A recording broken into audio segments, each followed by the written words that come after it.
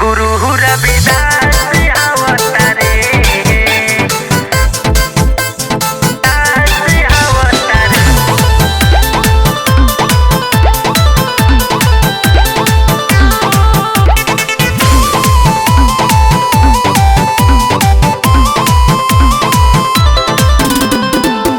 खुशियाँ मना लो बहुजन हम लोग की खास गुरु रविदास अवतारे।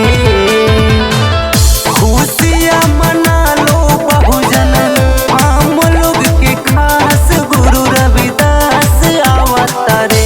सजा दो घर औरी दुआर गुरु रविदास अवतारे। सजा दो घर औरी दुआर गुरु रविदास अवतारे।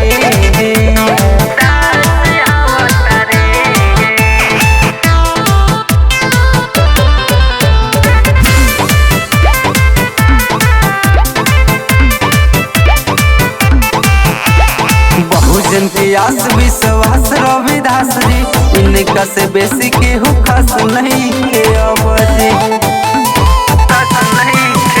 बहुजन की आस विश्वास रविदास जी इनका से बेसी केहू खास नहीं के अवधि।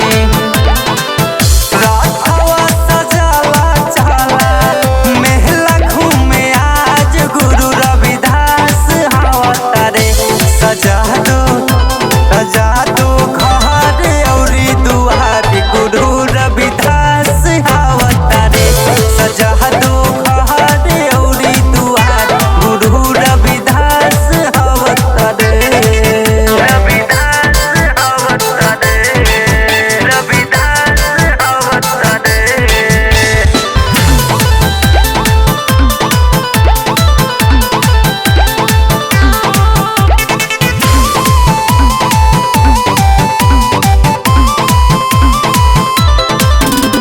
संतों के संत महासंत रविदास जी खुशियों से छाया हुआ नीला है आकाश जी। संतों के संत